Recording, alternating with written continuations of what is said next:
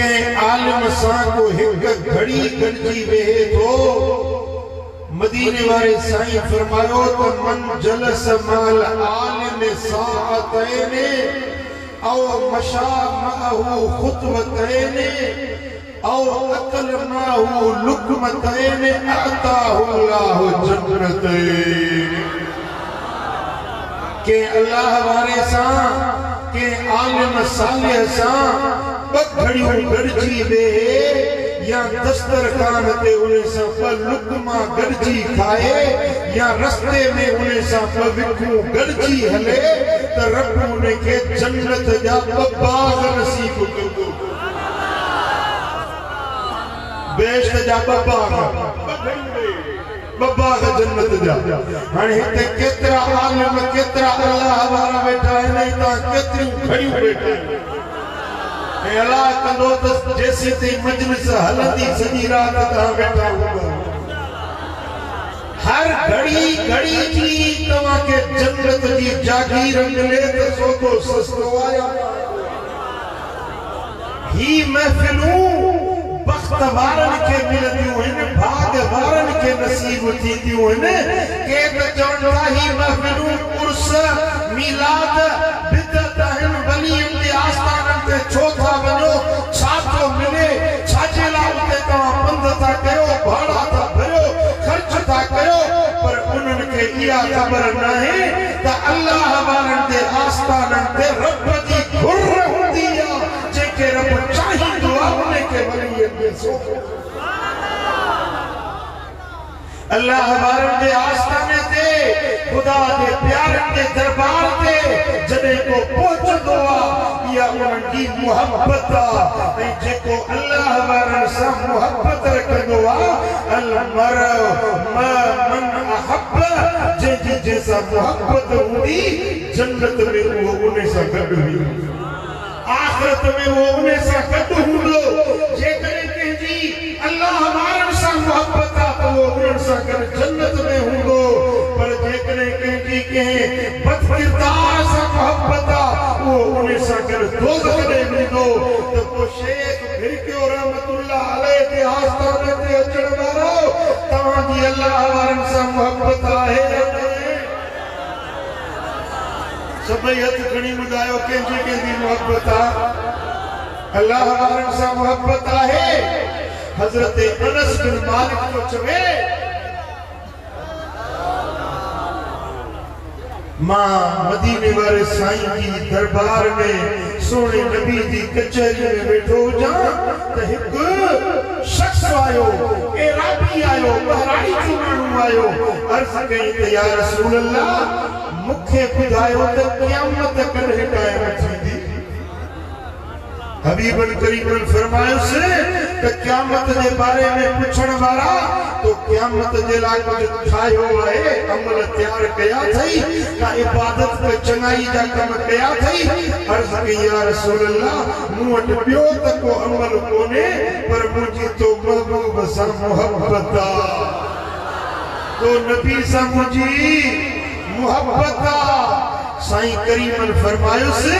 त अल मर मन अहब व अंत मन अहबत क़यामत जे ॾियारे इंसान उन सां गॾु हूंदो जंहिंसां तुंहिंजी मोहब्बत हूंदी ए पुछण वारा जे तुंहिंजी जंहिंसां मोहब्बत आहे तूं वरी उन सां गॾु हूंदे हजरत अनस तो फरमाए त साईं करीमन जी या खुशखबरी ॿुधण ते असां खे एडी खुशी थी जो जिंदगी में कदे एतरी खुशी न मिली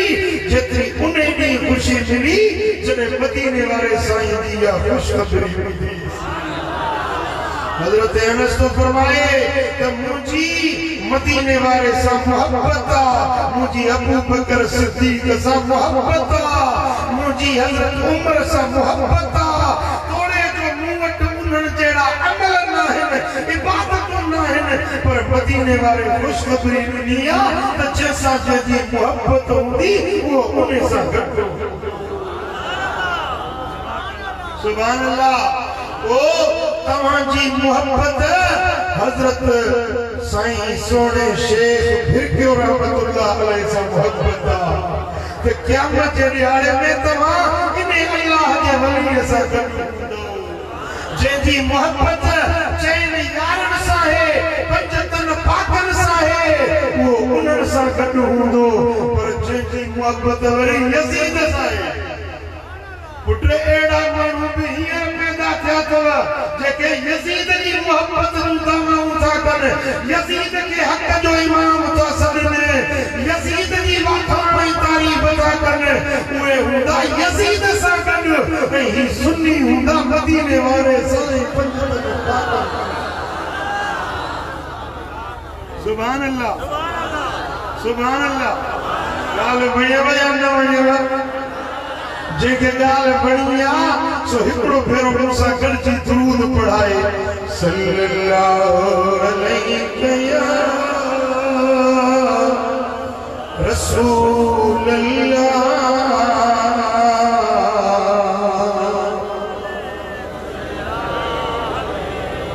सुभान अल्लाह हिकड़े ॾींहुं मुंहिंजा सोना हबीब मस्जिद नबवी में आया रब शल असां के भी उन्हें मस्जिद जो दीदार नसीब करे ही उआ मस्जिद नबविया जंहिंमें अॼु बि मुंहिंजो दिल पर मोहम्मद हयात नबी मौजूद वेठो आहे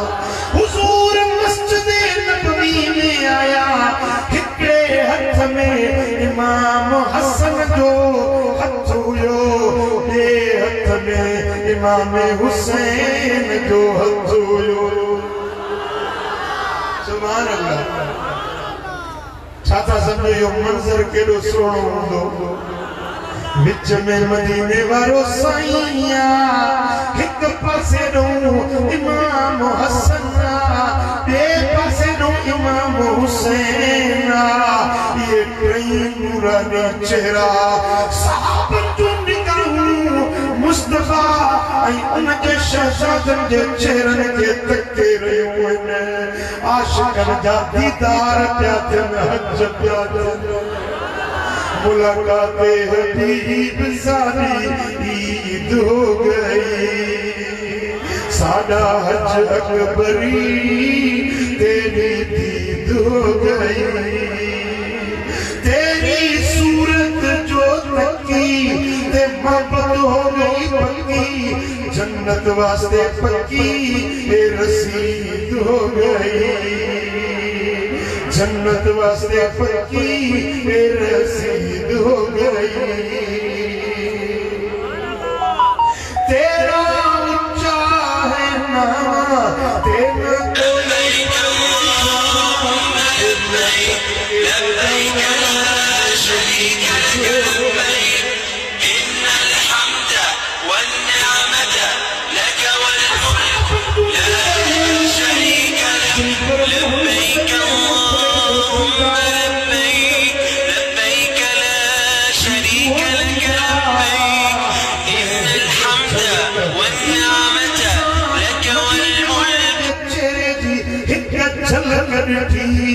उन्हें ते दोज़ख जो पायूं हराम झलक ॾिठी जे मिठाया मांजी हशर जो उन ते हिसाब नाहे ओ जाने जाना ओ शाह शाह जग में तुझो जवाब नाहे हसीन चेहरो ऐं लाल लबड़ा ये गुलन में गुलाब नाहे असहाब मदीने वाले साईं के मुखड़े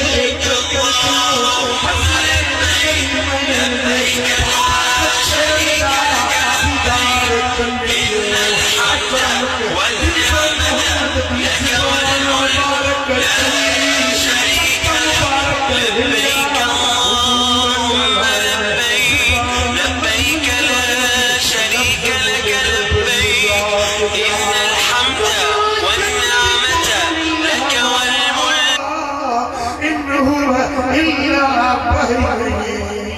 यूहा। मुझो नबी पंहिंजी ख्वाहिश नफ्स ते निगाहीं दुआ ज़बान मदीने वारे जी लफ्ज़ रब जी ज़ात जो जॾहिं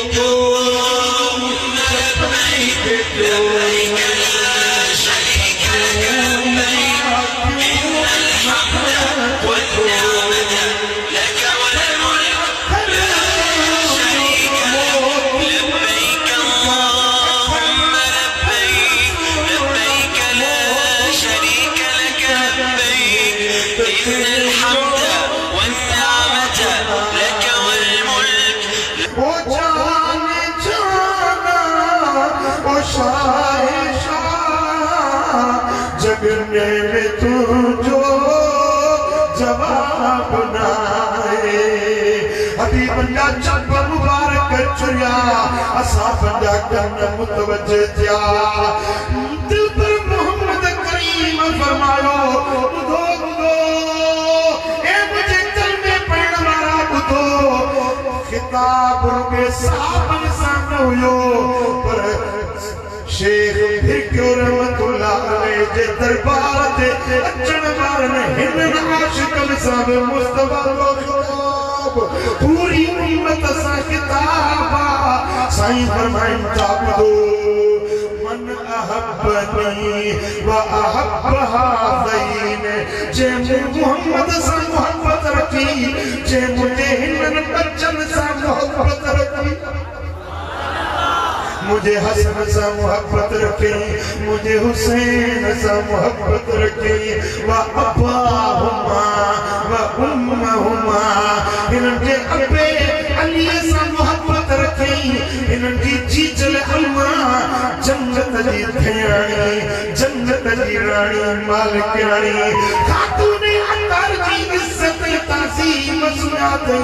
साईं फरमाया था कान मई फी दरजती यौमल क़ियामत क़यामत जे ॾियारे असां पंचनि सां मोहब्बत रखण वारो हुबदार मूं मोहम्मद सां गॾु हूंदो मुंहिंजे पाड़े में मुंहिंजे दर्जे में हूंदो। वॾी ख़ुशख़बरी आहे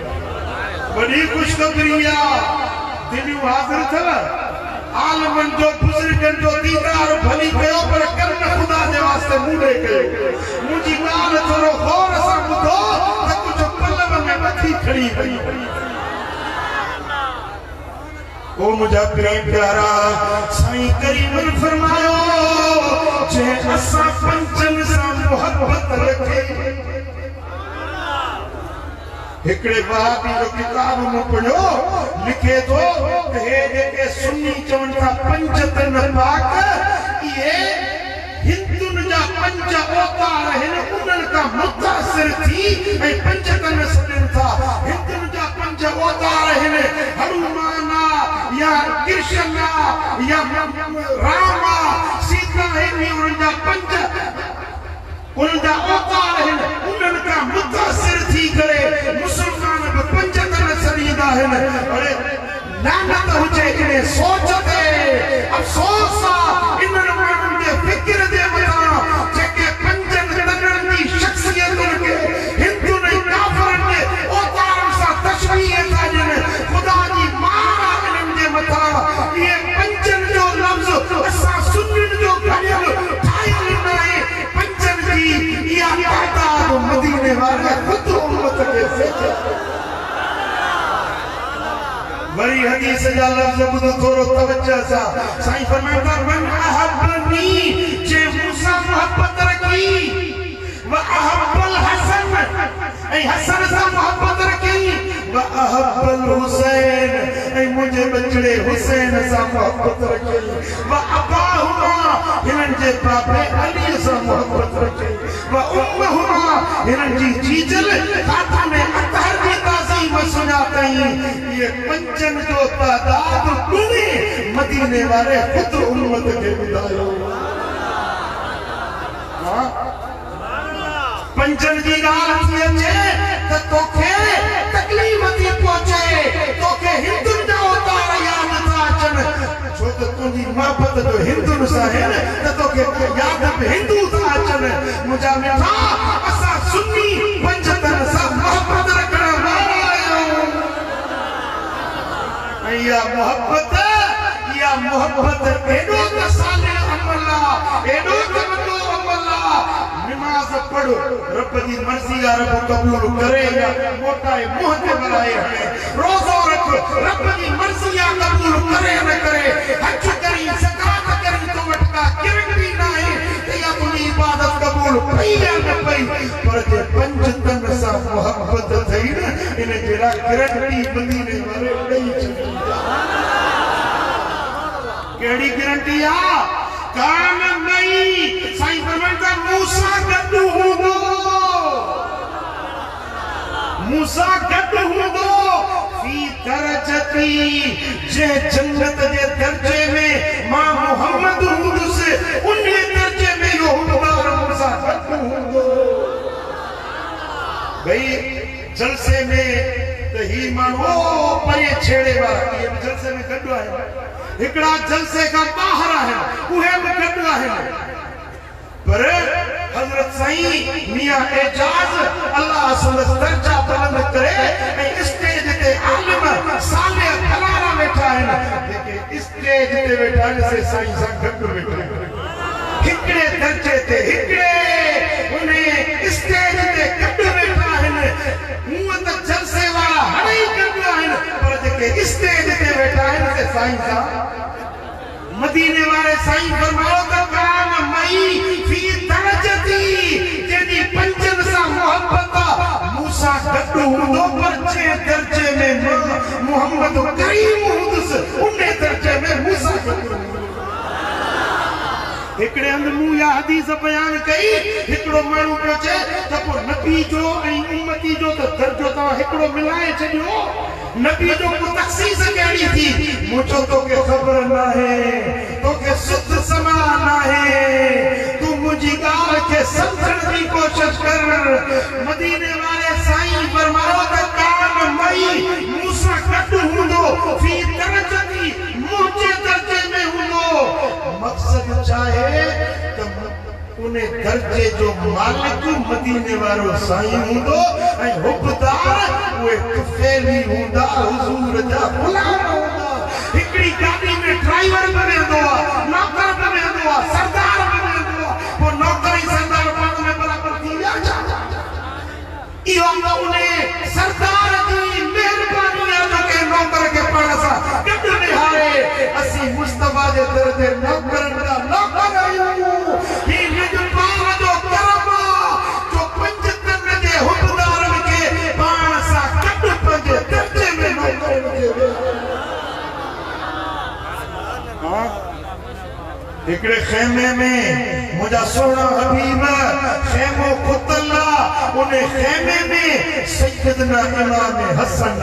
सैयदना इमाम हुसैन मौला अली शेर चली हैदर करारा ए खातून अतहरा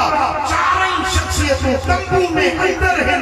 ए मदीने वाला साईं उन्हें खेमे जे दर ते बैठा है एकड़ो नेजुआ उन्हें के ये तकियो लगाए टेक लगाए हुजूर जन खेमे जे दर ते बैठा है ए चार शख्सियतों खेमे में अंदर हैं साईं दा फरमान तब दो जन हिन खेमे वारन सा मोहब्बत रखी उनन मोहम्मद सा मोहब्बत रखी जन इनन सा सुलह कयो मुझो उनन सा सुलह हुआ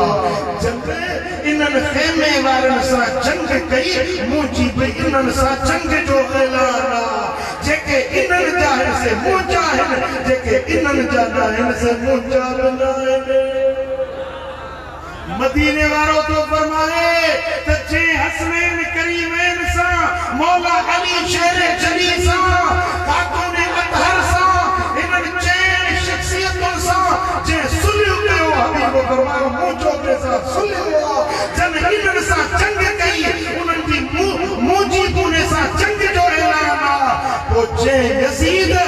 सोने हुसैन सा जंग कई हुसैन सा जंग न कई खुद मदीने वाले मीर सा जंग कई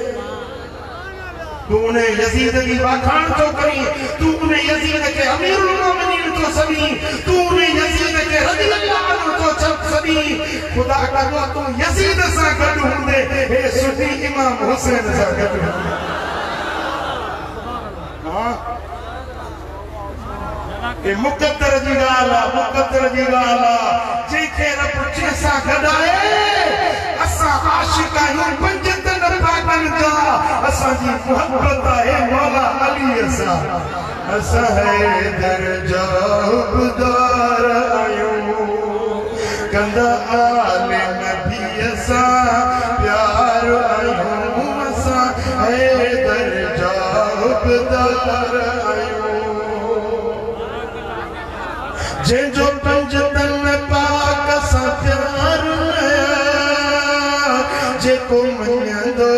चारई यार नया, जेको मञंदो चारई यार नया तुंहिंजे कलमे जो एतबार नया।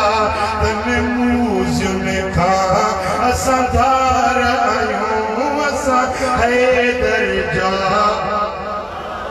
जेके रब ज़बान ॾिनी आहे सो गॾिजी अचो त ऐलान करे अल्लाह जे वलीअ जे पिड़ में वेठा आहियो। मलाइका लिस्टूं लिखनि था पिया त हुबदार कहिड़ा आहिनि। अचो त घर हणई गॾिजी इहा लोली इहा तमार सीननि मां दिलि बचा आवाज़ कढूं। असां हैदर जा हुबदार आहियूं, असां हैदर जा कंदा आले नबी असां प्यार आयूं। असां हैदर जा हुबदार आयूं। असां यारी वारो यार मञूं, सुणो गौसे आज़म दिलदार मञूं। असां यारी वारो यार मञूं, सुणो गौसे आज़म, सुणो गौसे आज़म दिलदार मञूं। असां हैदर जा हुबदार आहियूं कंदा आले नबी असां। हुबदार सदाइण वारी हिकिड़ी ॿी घुरिब आहे, मथा उघाड़ा कपड़ा कारा नाला अधूरा पाकनि जा वठंदा, न निमाज़ न रोज़ो न मस्जिद जो बंद न रब जो ज़िक्र। इहे बि सदाइनि था असां हुबदार आहियूं, असां ओड़ा हुबदार न आहियूं। असां पिट को मातम को न कयूं, असां कारा कपड़ा को न ढकियूं।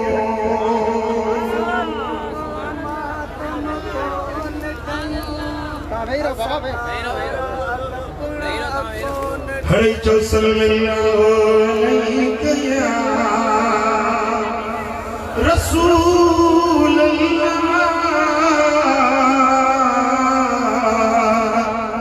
वसल्लम अलैका या हबीब अल्लाह सल्लल्लाहु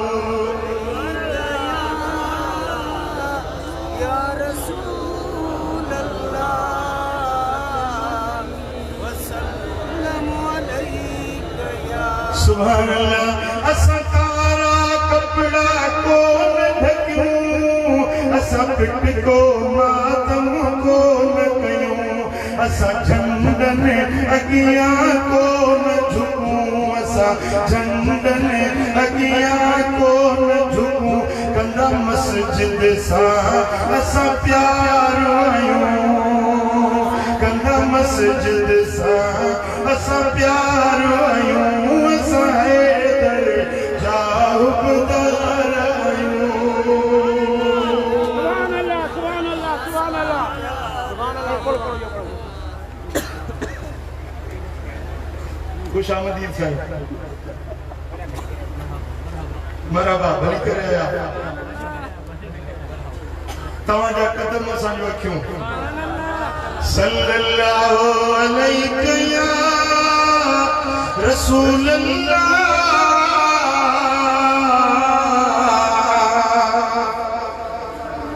मोहब्बत सा ज़ौक़ सा गॾिजी चओ सल्लल्लाहु अलैहि या रसूल अल्लाह। वो जेके मस्जिद दी ख़बर ना है, नमाज दी ख़बर ना है, त रकात घणियूं आहिनि, रुकू कीअं कजे, सजदो कीअं कजे, उहो बि तो चवे त मां आशिक़ अहले बैत आहियां, उहो बि चए थो मां अलीअ जो मुरीद आहियां, अलीअ जे मुरीदनि जो रस्तो इहो आहे। भंभई चर्स हुक्का ऐं चर्स जा थोगड़ा, इहो अलीअ जे हुकदारनि जो रस्तो न आहे। अलीअ जा हुकदार मस्जिद जा पंधेड़ू हूंदा, अलीअ जा हुकदार क़ुरान सिर न हुजे त ज़िंदगी बाक़ी न रही सघंदी, जेकॾहिं सिर आहे त वजूद आहे। हज़रत इमाम जाफ़र सादिक़ तो फरमाए त जेको सब्र जंहिंमें न आहे उन जे दीन जो सिर ग़ाइब आहे। यो पिटको यो मातम इमाम ज़ैनुल आबिदीन जो तरीक़ो न है, इमाम जाफ़र सादिक़ जो तरीक़ो न है, यो मौला अली जो तरीक़ो न है। मौला अली जो तरीक़ो सब्र वारो, शुक्र वारो, नमाज़ पढ़ण वारो। असां पिटको मातम कोन कयूं, असां कारा कपड़ा कोन ढकियूं, असां झंडनि अॻियां कोन झुकूं, कंदा मस्जिद सां असां प्यार आहियूं। असां हैदर जा हुबदार आहियूं, कंदा आल नबीअ सां प्यार आहियूं, कंदा आल सुभान अल्लाह। सोने हबीब मदीने वाले साईं फरमायो त जंहिंजी मुंहिंजे आल बैतन सां मुहब्बत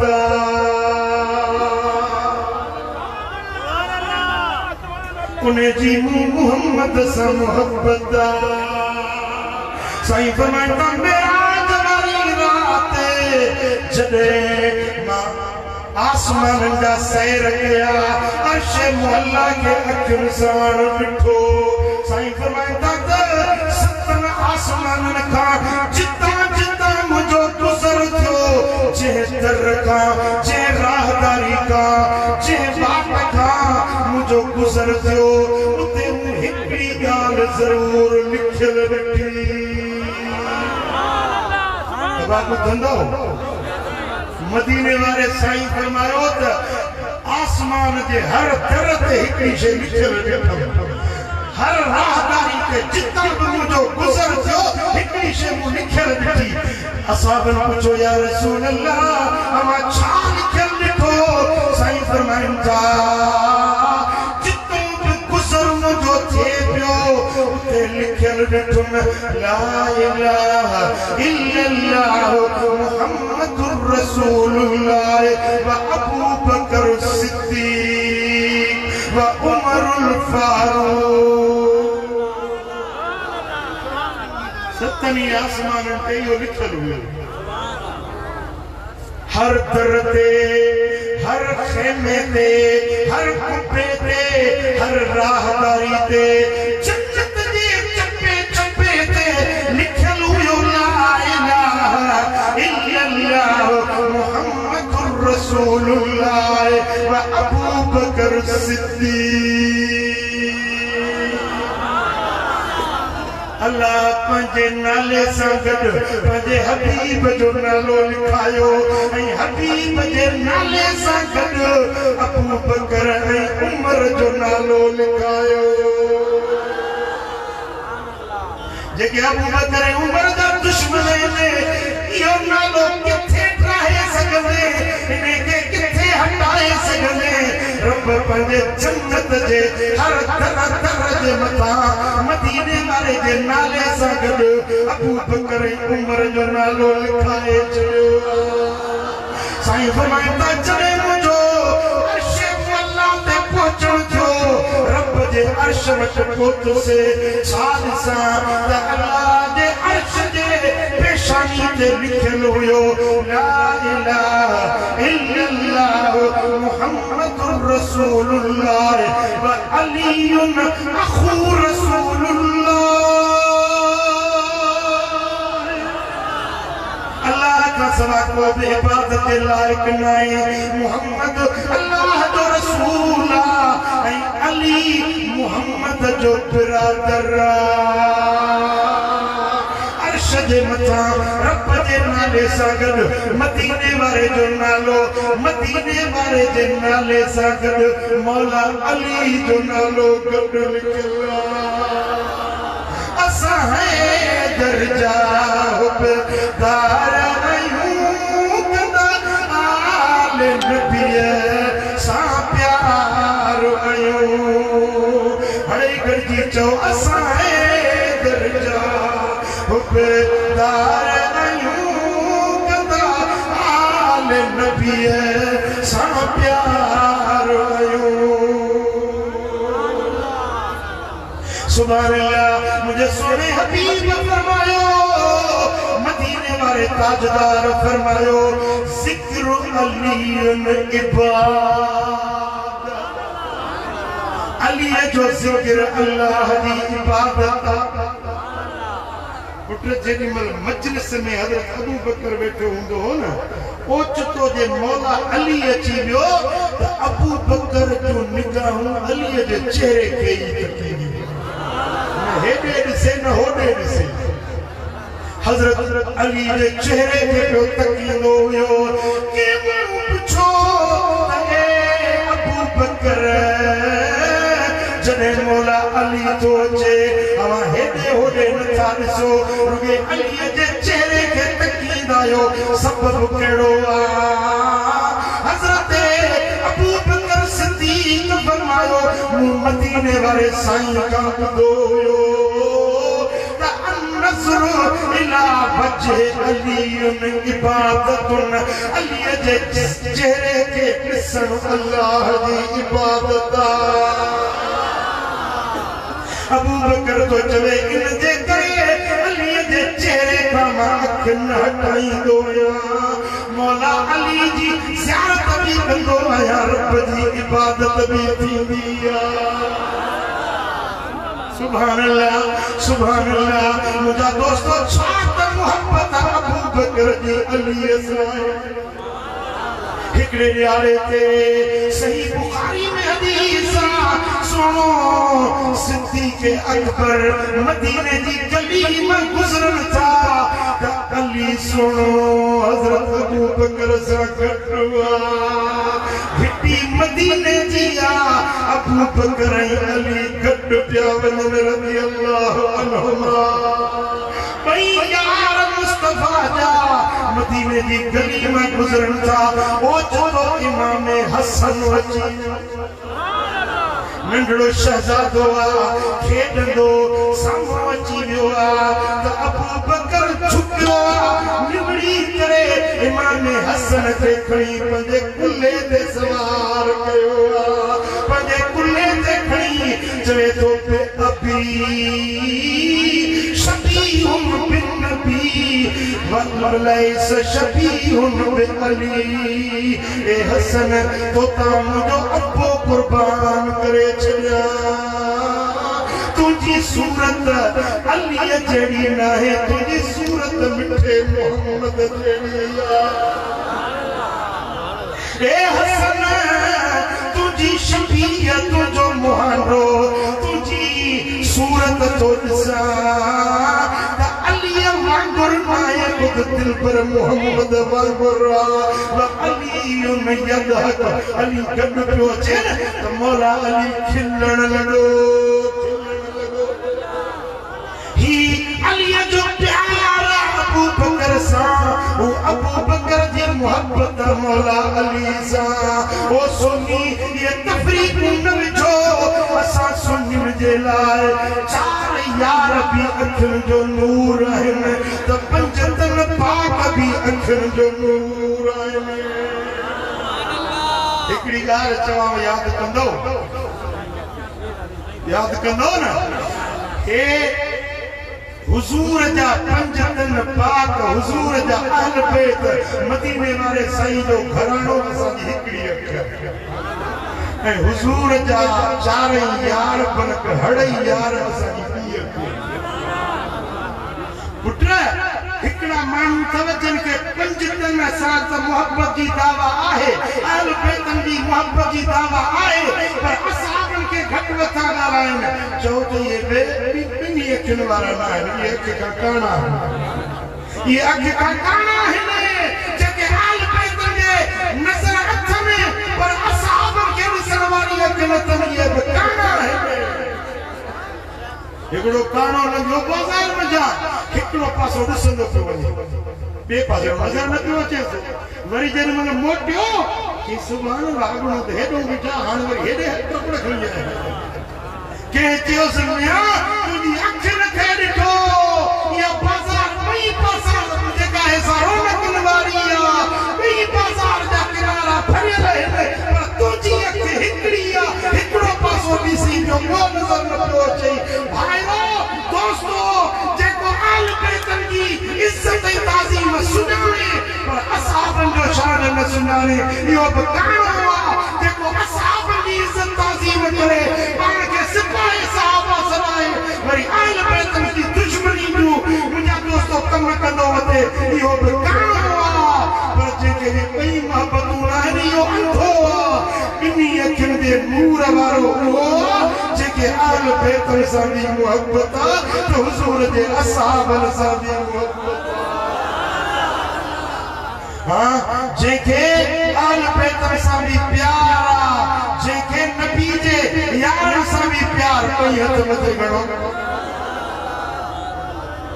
सुभान अल्लाह जो मलाइक बि लिस्टूं लिखनि था पिया ही तुंहिंजी अॼु अल्लाह वारनि जे आस्थाने ते ऐं हेतिरनि आलिमनि मशाइख़नि बुज़ुर्गनि जे अॻियां अॼु तो जेका मोहब्बत जो ऐलान कयो आहे इहा लिस्ट लिखंदी वई गुंबद ख़बर इंशाअल्लाह या अॼु जेका हिन पिण ते तो हाज़िरी लॻाई आहे ख़ुदा कंदो त क़यामत जे ॾियारे चइनि यारनि 5 दिन पाकनि सां तोखे बि जन्नत जी हाज़िरी नसीब अल्लाह करीम मुंहिंजो चवणु तव्हां असांजो ॿुधणु पंहिंजे